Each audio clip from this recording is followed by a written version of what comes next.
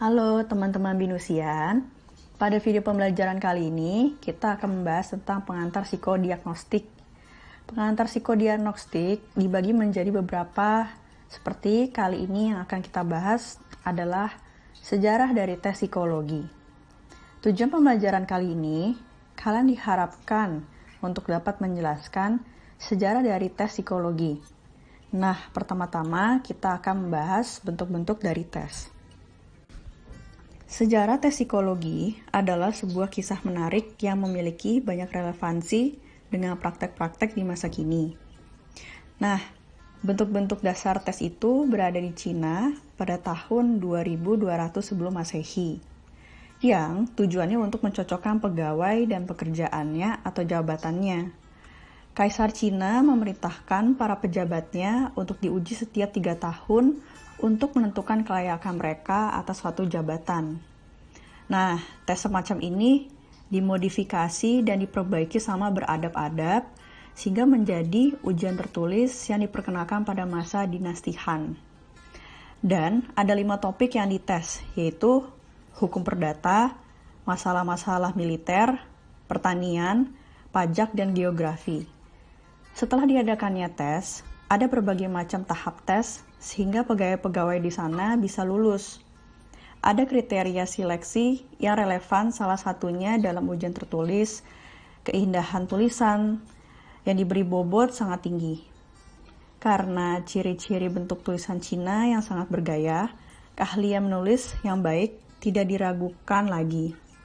Merupakan hal penting bagi komunikasi yang jelas dan tepat.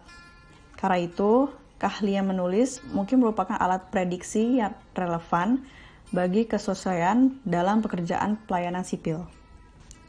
Pada abad keempat muncullah istilah fisiognomi, frenologi, dan psikograf. Fisiognomi dilandasi pendapat bahwa kita dapat menilai karakter dalam diri orang-orang dari penampilan luar mereka, terutama wajah. Ketertarikan terhadap fisiognomi berawal pada abad keempat, yaitu ketika filsuf Yunani Aristoteles menerbitkan sebuah risalah pendek yang didasarkan pada pendapat bahwa jiwa dan tubuh saling bersimpati.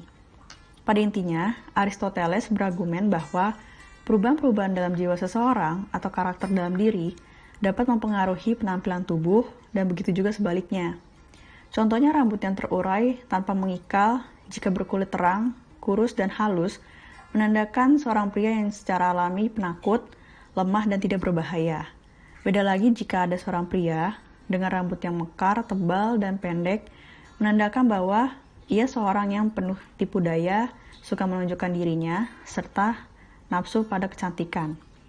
Setelah munculnya istilah fisiognomi, mulai muncullah istilah frenologi, yaitu membaca seseorang dengan tonjolan-tonjolan di kepala. Gall berargumen bahwa otak adalah organ perasaan.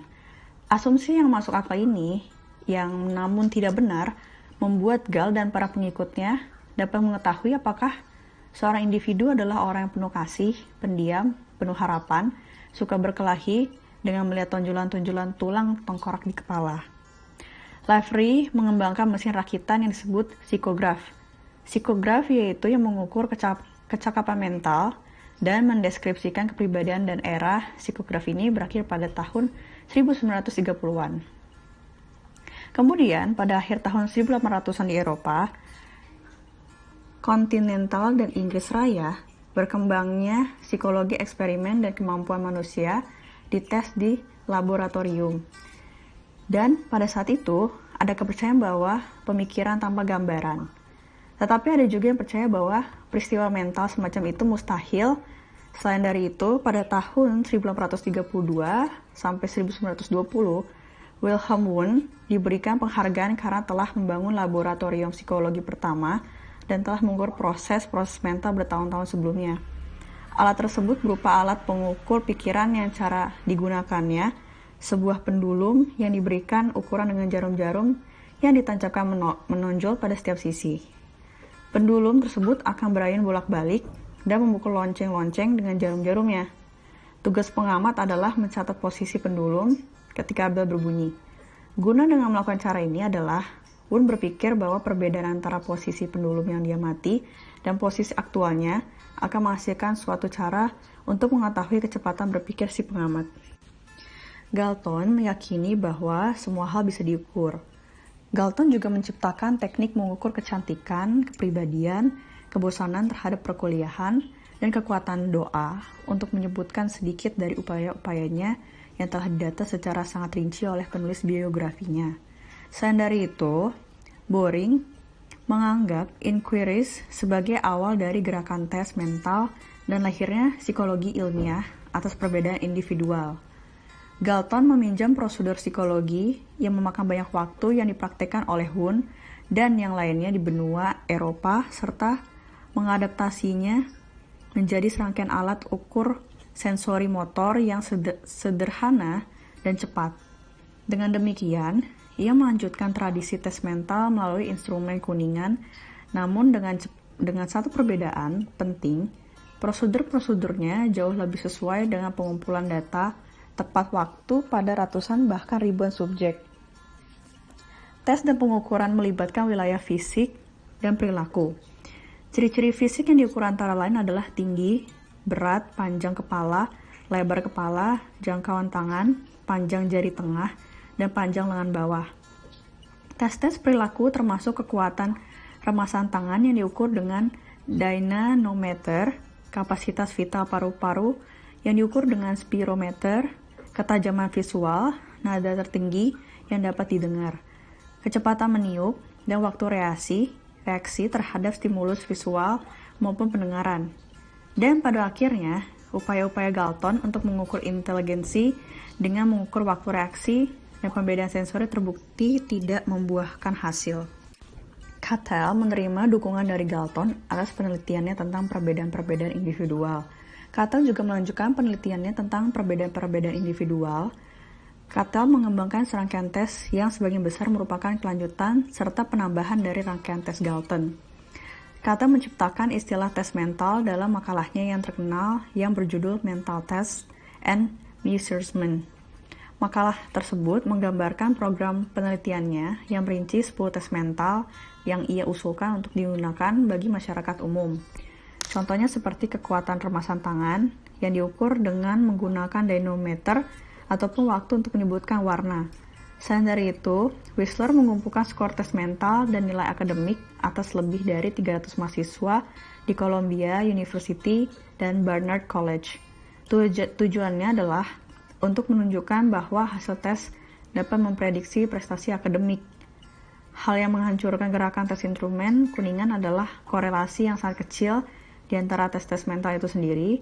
Sebagai contoh, penyebutan warna dan kecepatan gerakan tangan hanya memiliki korelasi 0,19.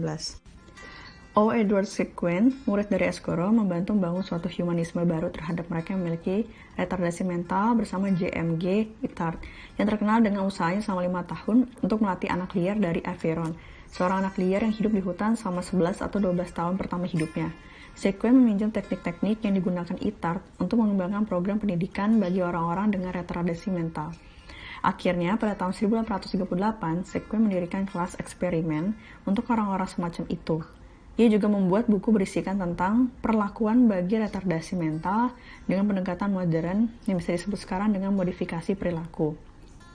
Sekitar awal abad 19, banyak dokter mulai melihat perbedaan antara retardasi mental atau keidiotan dan penyakit jiwa atau demensia. Escuro adalah yang pertama menyatakan perbedaan tersebut secara tertulis. Terobosan diagnostiknya menyebutkan bahwa retardasi mental adalah suatu fenomena perkembangan sepanjang hidup, sedangkan penyakit kejiwaan biasanya terjadi secara mendadak di masa dewasa. Ia berpendapat bahwa retardasi mental tidak dapat disembuhkan, sedangkan penyakit kejiwaan dapat menunjukkan perbaikan. Pada tahun 1904, Menteri Pengajaran Umum di Paris menunjukkan suatu komisi untuk menentukan pengukuran pendidikan yang harus dilakukan pada anak-anak yang tidak dapat memperoleh manfaat dari pengajaran biasa. Komisi tersebut menyimpulkan bahwa tes kesehatan dan pendidikan harus digunakan untuk mengidentifikasikan anak-anak yang tidak dapat belajar dengan metode-metode biasa. Binet dan Simon diminta untuk mengembangkan suatu alat praktis. Lalu lahirlah skala resmi pertama untuk mengukur inteligensi anak-anak, yaitu tes sensori hingga tes abstraksi verbal. Setelah Binet dan Simon mengadakan revisi pertama dan revisi kedua, mereka mengembangkan pengukuran yang lebih masuk akal. yaitu untuk proses mental yang lebih tinggi, tes IQ. Nah, kalian kan sudah memahami pengertian dari sejarah tes psikologi dari video pembelajaran kali ini. Maka kalian diharapkan bisa menjawab pertanyaan dari kuis berikut. Jelaskan apakah yang dimaksud dengan sejarah tes psikologi.